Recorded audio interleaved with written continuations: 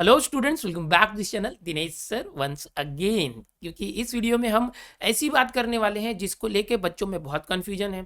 Newspaper के जरिए भी आपको ऐसे लग रहा है कि 10वीं और 12वीं की बोर्ड एग्जाम्स ऑनलाइन हो सकती है क्या। बहुत सारे टीचर्स ने भी ऐसा बताया है कि ऑनलाइन एग्जाम होने की संभावना है। लेकिन हमें जो सिचुएशंस हैं, जो तथ्य हैं, डेटा है, नंबर है, उसका ध्यान रखकर आकलन करना पड़ेगा, एनालिसिस करना पड़ेगा। और इस वीडियो में मैं आपके सामने लेकर आया हूँ कि क्या 10वीं की बोर्ड एग्जाम जो है ऑनलाइन हो सकती है या ऑफलाइन ही लेना पड़ेगा। इसका पूरा डिटेल एनालिसिस हम इस वीडियो में देखेंगे। इस वीडियो को लास्ट तक जरूर देखें। इस वीडियो के जरिए मैं आपको बताना चाहता हूं, आप खुद एनालिसिस कर पाएंगे इस वीडियो को देखने के बाद कि क्या हमारे महाराष्ट्र स्टेट बोर्ड द्वारा डिसीजन लिया जा सकता है। सबसे पहले बता दूं कि जो कोविड 2019 की वजह से जो लॉकडाउन आया, उसकी वजह से पिछली बोर्ड एग्जाम पे तो असर हुआ ही, आने वाले साल की जो बोर्ड एग्जाम्स है उस पर भी असर हो रहा है, डिले होने वाला है। बहुत सारी जो ऐसी एग्जाम्स थी जो ऑनलाइन मोड से ली गई, तो अभी माहौल ऐसा बना है कि क्या ऑनलाइन एग्जाम 10वीं और 12वीं बोर्ड के लिए भी होगा।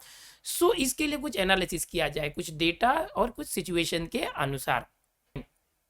इसके बाद बात करेंगे कि अभी जो फाइनल ईयर की एग्जाम्स हुई पूरे महाराष्ट्र के अंदर, जितनी भी यूनिवर्सिटीज़ है, सारी यूनिवर्सिटीज़ के फाइनल ईयर के स्टूडेंट्स को ऑनलाइन एग्जाम देना पड़ा। क्यों ऑनलाइन एग्जाम देना पड़ा? क्योंकि उनकी एग्जाम महाराष्ट्र गवर्नमेंट ने कैंसिल कर दी थी। एंड जो सुप्रीम कोर्ट है उन्होंने जो है इनको ऑर्डर दिया कि नहीं, आप एग्जाम कैंसिल नहीं कर सकते, आपको एग्जाम लेना ही पड़ेगा। तो मजबूरी में महाराष्ट्र गवर्नमेंट ने एग्जाम ली। और ये एग्जाम देने वाले लगभग 8 लाख बच्चे थे। अब इन 8 लाख बच्चों के लिए तो अरेंजमेंट है नहीं महाराष्ट्र के अंदर कि इनको लगभग 8 से 10 दिन एग्जाम चलती है। अगर यूनिवर्सिटी की हो, बोर्ड की तरह होती है फाइनल ईयर एग्जाम, तो लगातार इनको 8-10 दिन के लिए सेंटर अलॉट करना 8 लाख बच्चों को पॉसिबल नहीं था। इसलिए उनके लिए क्या किया गया कि उनको घर से ही आप अपने मोबाइल के जरिए ही सॉफ्टवेयर या एप्लीकेशन डाउनलोड करके उसमें ही आप एग्जाम दे दो। और जो 3 घंटे की एग्जाम थी उसको 1 घंटे में कन्वर्ट कर दी गई। क्यों? क्योंकि महाराष्ट्र गवर्नमेंट एग्जाम नहीं लेना चाहती थी। सुप्रीम कोर्ट के दबाव में आके एग्जाम लिया गया। जिस टाइप की एग्जाम में बच्चे घर से एग्जाम दे रहे थे, बहुत सारे माल प्रैक्टिस हुए, चीटिंग हुए, और बहुत सारे बच्चे तो आउट ऑफ मार्क्स भी लेके आए। सर ये एमसीक्यू टाइप एग्जाम थी इसकी वजह से। तो ये सही तरीका नहीं है इवैल्यूएशन का। लेकिन महाराष्ट्र गवर्नमेंट ने ये रास्ता अपनाया ताकि बच्चों को सुविधा हो, क्योंकि उन्हें कोविड की वजह से एग्जाम लेना ही नहीं था। लेकिन अभी 10वीं और 12वीं तो बहुत मेन एग्जाम होती है। उसके लिए क्या आपको लगता है कि घर पे एग्जाम देने के लिए अलाउ करेंगे? क्यों? क्योंकि देखो 10वीं के जो स्टूडेंट इस साल मार्च में अप्लाई किए थे, अभी करंट ईयर का डेटा हमारे पास नहीं है कि इस साल 10वीं में कितने बच्चे। क्यों? क्योंकि अभी तक बोर्ड का फॉर्म भरा नहीं गया है। तो महाराष्ट्र बोर्ड की तरफ से कोई डेटा रिलीज नहीं हुआ कि 2021 में कितने बच्चे 10वीं और 12वीं के एग्जाम देना चाहते हैं। लेकिन पिछले साल का डेटा हमारे पास अवेलेबल है कि 2020 में जो एग्जाम हुई थी उसमें रेगुलर स्टूडेंट जो स्कूल के थ्रू थे 15,84,264 थे। और जो फेलियर स्टूडेंट थे, जिनको हम रिपीटर स्टूडेंट बोलेंगे, 1,81,565 थे। इसी तरह से जो 12th स्टैंडर्ड की बोर्ड एग्जाम हुई उसमें जो अपीयर्ड स्टूडेंट्स थे रेगुलर 14,20,000 स्टूडेंट्स, 575 इतने स्टूडेंट रेगुलर थे। और 86,739 बच्चे जो है रिपीटर थे, जो 12th की बोर्ड एग्जाम्स दे रहे थे इस साल मार्च में।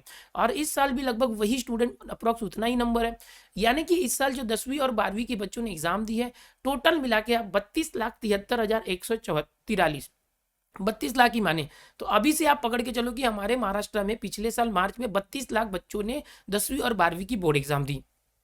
तो आने वाले साल में भी लगभग यही डेटा होगा, 30 से 35 लाख बच्चे जो है बोर्ड एग्जाम देने वाले हैं 10वीं और 12वीं के। ये काफ़ी बड़ा नंबर है, ध्यान से सुनो, काफ़ी बड़ा नंबर है। अब जो ऑनलाइन एग्जाम अगर लेने की बात कही जाए तो एग्जाम सेंटर दो टाइप के हो सकते हैं। या तो जो आईटी लैब्स होते हैं, आईटी पार्क्स होते हैं, जिसके अंदर हर स्टूडेंट को एक एक कंप्यूटर अलॉट किया जाएगा।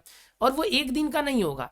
अगर 10 दिन एग्जाम चलती है तो 10 दिन के लिए शेड्यूल करना पड़ेगा। तो जैसे जेई मेंस के लिए अलग अलग दिन में अलग अलग स्लॉट थे, कोई बच्चा आज गया है एग्जाम देने, कोई बच्चा कल जा रहा है, तो वैसा भी नहीं कर सकते। अगर एक बच्चे को एक सेंटर और एक स्लॉट अलॉट हो गया तो वही स्लॉट में अलॉट होगा।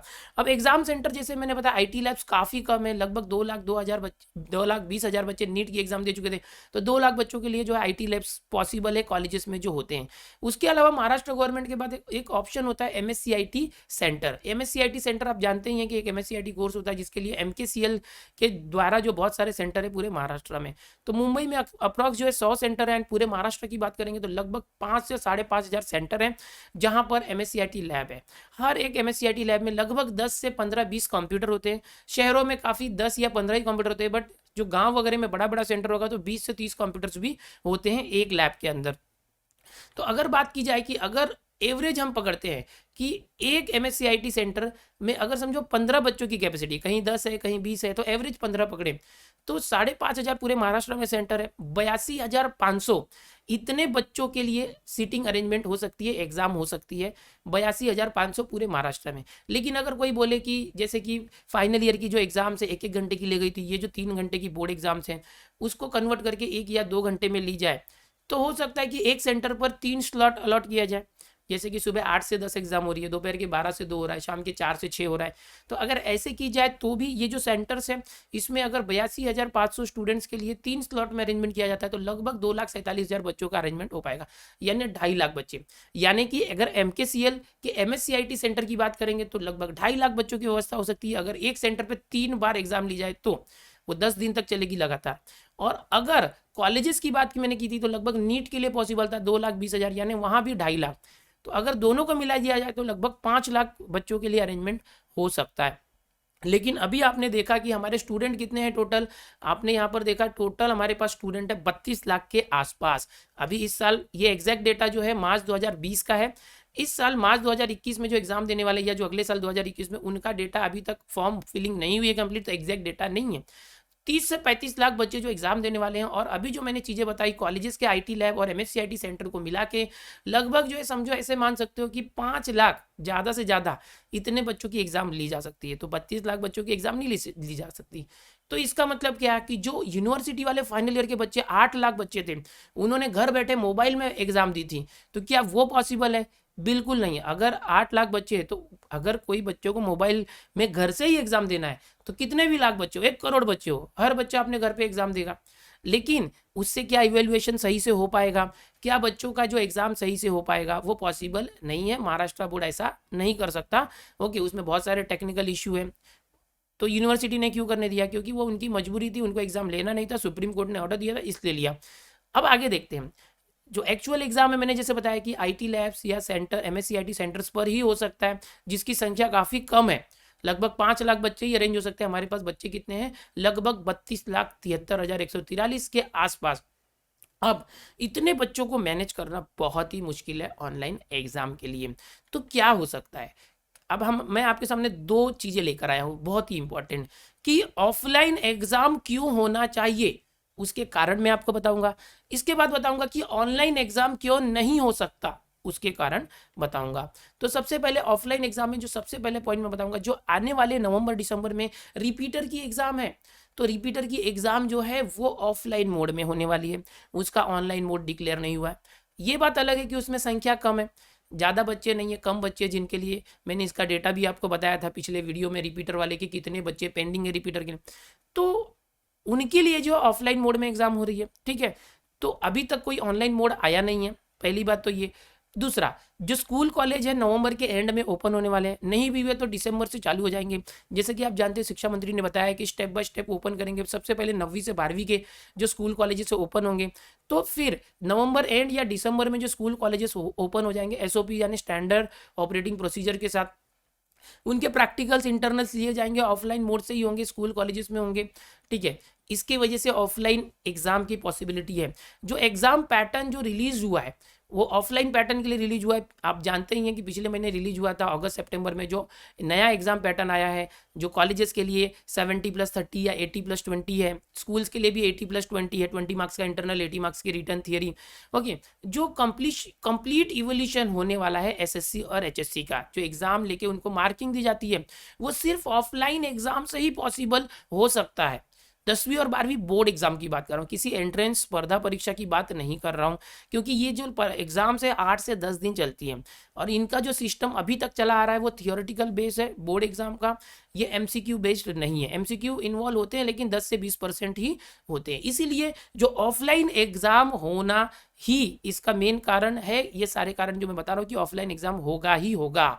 अब यहाँ पर एक और है कि अगर ऑनलाइन एग्जाम लेना चाहते हो तो कम से कम जब भी बोर्ड एग्जाम होगी उसके 3 से 5 महीने पहले नया इवैल्यूएशन पैटर्न आना चाहिए कि आप ऑनलाइन एग्जाम किस तरीके से लोगे, ऑनलाइन एग्जाम में आपका पैटर्न कैसा होगा, क्वेश्चन किस टाइप के होंगे, ये सारा फॉर्मेट जो है आपको 3 से 5 महीने पहले डिक्लेयर करना चाहिए। और अभी आ गया है अक्टूबर एंड, यानी नवंबर जो शुरू हो रहा है, और अगर बोर्ड एग्जाम्स होगी तो उसके कम से कम 3 या 5 महीने पहले डिक्लेयर तो होना चाहिए, ऐसा कोई डिक्लेरेशन आया नहीं है।